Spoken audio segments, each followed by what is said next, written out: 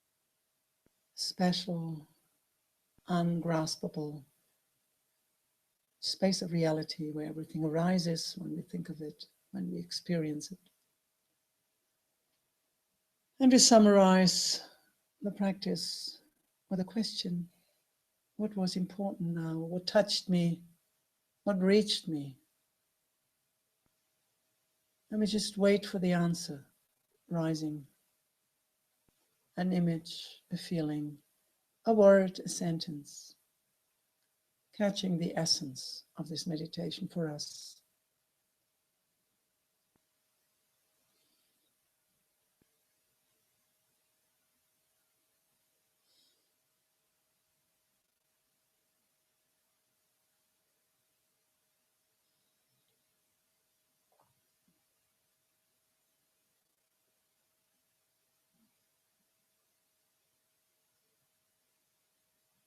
And in the end, we dedicate the merit, dedicate our positive energy, which came into being, which happened in this meditation. We formulate a wish how this Tara practice should affect our daily life. And we do it first in our own words.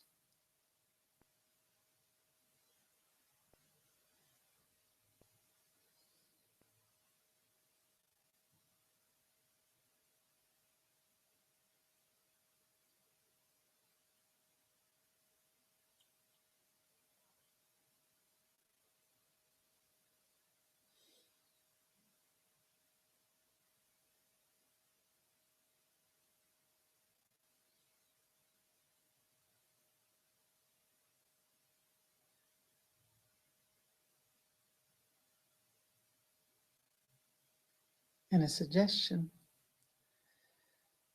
May this practice, this short practice of Green Tara, help us to open our hearts and clarify our mind so that we gain more and more confidence in the deep wisdom within us and everybody else. See and understand and feel the deep interconnectedness of everybody. And act from that deep confidence and interconnectedness with everything and everybody, for our own benefit and the benefit of everybody else. May all beings awaken. May all beings be happy.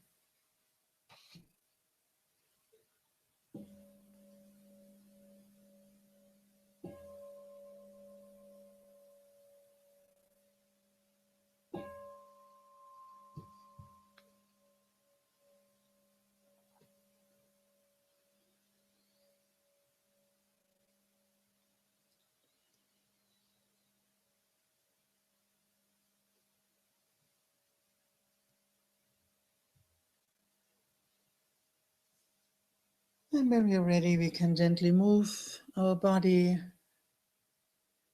clench our fists, relax, stretch.